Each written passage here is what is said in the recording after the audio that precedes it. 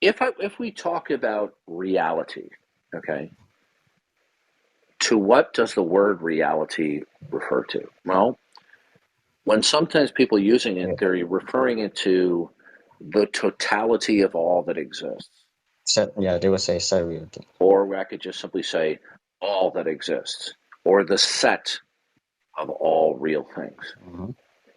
Other times they'll use the word reality to refer to a subset.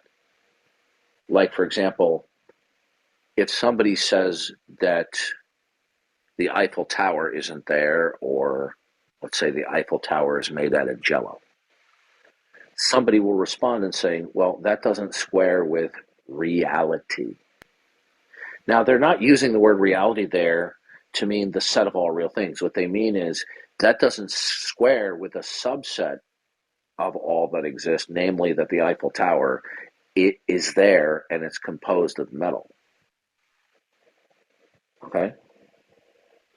So, when we talk about the word reality, this is a term that is a mental abstraction which attempts to collectivize in our mind so that we can digest it, thinking of a plurality of concrete, discrete things, two or more things that are concrete, as opposed to that it is an abstraction.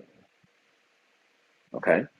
So if I said to you, in the future, there will be flying cars, the Mm-hmm. future is an abstraction because it's not a concrete reality. Now, does that mean that the future will never come to pass? No, but it's still an abstraction, right? Or, for example, let's say when we talk about time, the way that we human beings invoke time is very much abstract. They say, well, what is time? What is it? So, if something is concrete, then it is something that is real and not simply an idea that we hold in our mind in order to properly mentally digest certain other concrete states. Okay? Mm-hmm.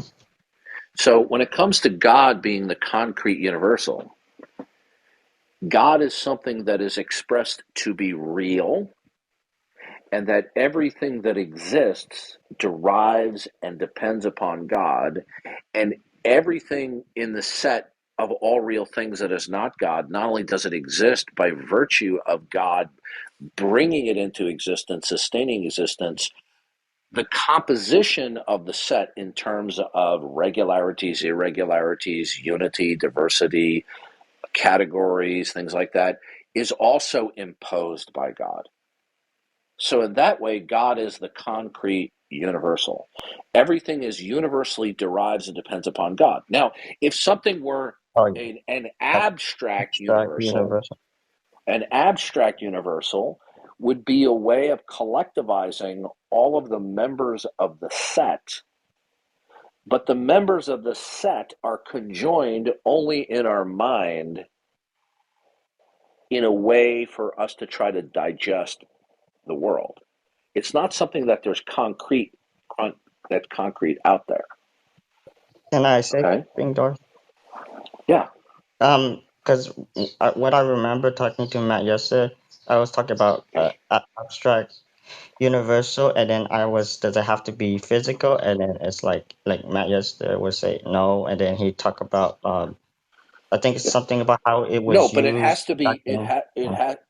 It doesn't have to be Mm. physical, but it has to be substantive. Oh, okay.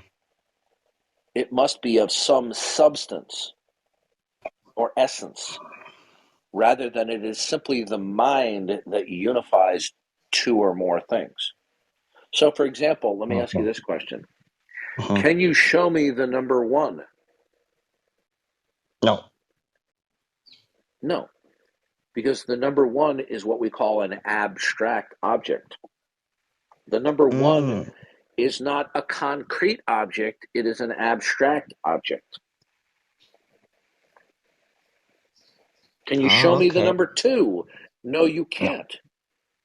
If you draw a symbol on a piece of paper, say that's number 2. No, that's a piece of paper with a marking on it, and the marking is symbolic Mm. as being representative of the abstract object, the number 2, that in some way, like if you talk about two apples, that in some way apple A and apple B, when we conjoin them in our minds and we say there are two apples, that the two particulars that we conjoin in our mind are reflective of the abstract object, the number 2. Okay? Oh, because I remember Greg Bonson, one of his So, for, lectures, he so, go over so, that. so, so, so, so, for example, suppose we said, look at that dog over there. That dog has the bushiest tail I've ever seen. And then you turn to me and say, Dart, that's not a dog. I said, well, what is it then? And you say, it's a fox. And then I put on my glasses and I realized, oh, I mistook a fox for a dog. But you see, that creature did not possess the attributes of dogness. Dogness would be an abstraction. Okay. And if we say that something is a dog, what we are saying is that that thing in particular reflects or is representative of the abstract notion of dogness. Right? So that's the difference between abstract and concrete. So for the unbeliever, they have no identifiable, defensible, concrete universal to invoke and to defend. Whereas in the Even Christian worldview, yeah, go ahead. or even if they want to say abstract universal, right? Well, they will mistakenly invoke an abstraction collectivization Mm. that they mistakenly think is concrete. Okay, Okay. so for example, if I say to them, "What is it that institutes and secures any particular?" Okay, the question is very important. What is it that institutes and secures the actuality of any particular in a time index? Now, they don't know what to say. Okay. So rather than admit that they can't answer the question, they will bluff and they'll say, well, reality. Whenever somebody answers reality, it shows you that they don't know what they're talking about. Because Yeah, it's just vague. reality, when they use the word reality, let's say we have a particular a marble, okay, and we call that an instance or a particular. And I say, what is it that institutes the actuality of that marble? Right? Now, for a Christian, they would say, well, it is God who is the ground of all being, who created this world, and God instituted all matter and energy, including discrete states of affairs, some of which today we could call a marble. Right? Yeah. Now, for those people who do not want to acknowledge God as creator and that he is the creator and the one who sustains his creation, including what we call that marble, they will not know what it is that institutes and secures that marble. So what they say is, well, reality. So in other words, the leaf falling from a tree 1,000 miles away in conjunction with all other particulars in the totality of all things, Oh. imposes and sustains that marble is in a given time index? Where'd they get that from? Yeah, I like how you very articulate, Darth, because I'm understanding, and I thank you for it, thank Darth, Okay. because you're helping me Now, you're articulate. welcome. Yeah. Now, Um, On the other hand, they would be better off, instead of giving what I consider to be an ignorant, incoherent response by saying reality, or they'll say the universe, because that too is an abstraction that attempts to collectivize all the members of the set, Yes, yeah. right? They would be better off saying something less stupid, such as, well, energy. But you see, this is still problematic because energy is just simply a category of a plurality of states. So Yeah, it's like is it each individual discrete state of energy in the mhm, collectively in the totality of all states of energy, that all of discrete energy states combined together what dictates is can. that marble exists at that given moment? You see, that's equally a not as a coherent answer. Yeah, You see, this is why I devised the question. it's good. Those are Okay, really good. Yeah. because when I learned from Van Til, because Van Til had a PhD in philosophy, and he would take certain philosophical vocabulary or nomenclature, and he would recognize that it has some utility in communicating. He would use some of that nomenclature in an attempt to communicate certain theological or biblical truths in philosophical descriptors that unbelievers could understand. So rather than just simply say that God is the creator of all things that are not himself, in addition to that, you could say to an unbeliever, God is the concrete universal, meaning of everything. Everything universally derives from God, who is concrete, as opposed to that everything is it's an abstract universal. Mhm. Okay, And I like like for how example, Darth you like. so the point is, and the question is devised to expose the bankruptcy of the unbeliever's position, because there is no concrete universal to which they can invoke and defend. Because if they were to do so, it would have to have the character set of the God of the Bible for them to do so. And in the absence of them identifying God as the concrete universal, they're going to end up invoking an idolatrous construct, which is simply their make believe. And I'll say, how do you know that?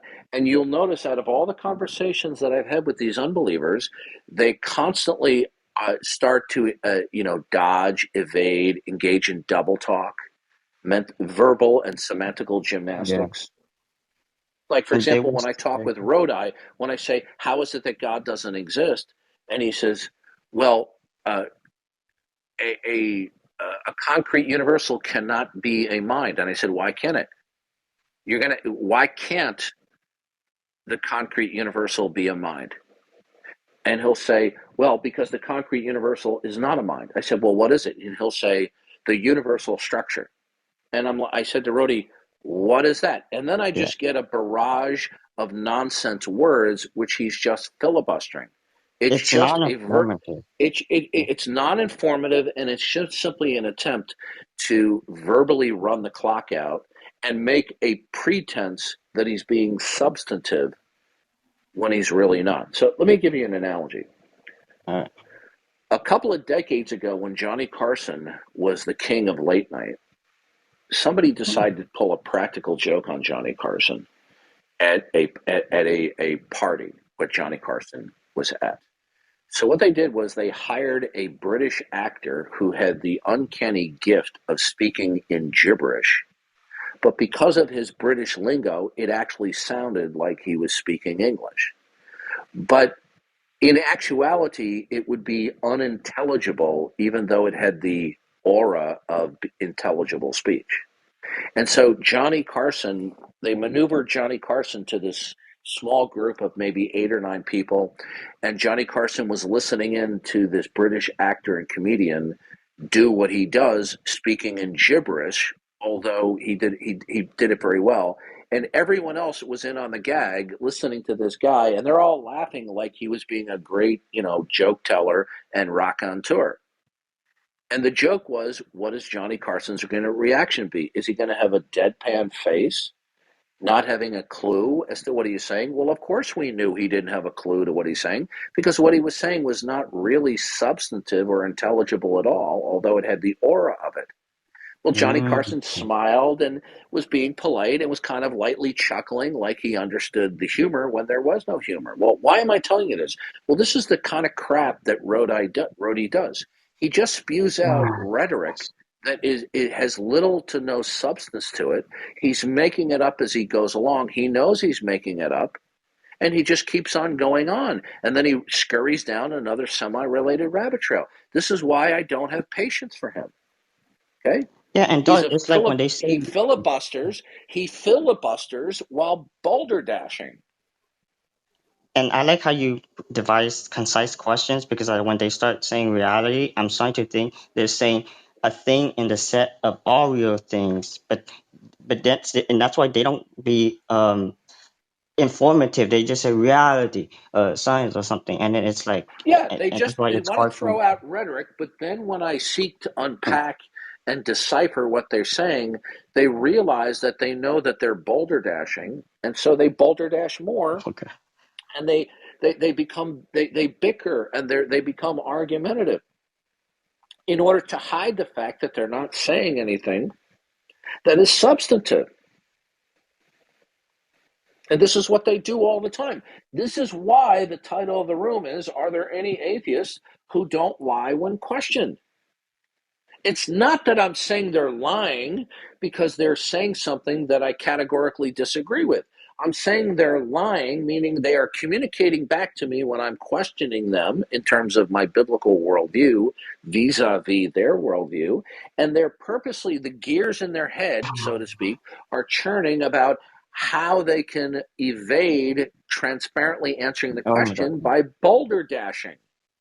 See, I would even just like if I was like talking to you, I'd be like, I'll be honest, it's like that. But see, I if and this is like you said, purposely and all this stuff. I'm like, Yeah, it's just this is like, what I've learned over 10 years dealing what? with these atheists on a daily Oh basis, god.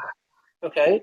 That they will be transparent as long as they the questions don't make them feel uncomfortable.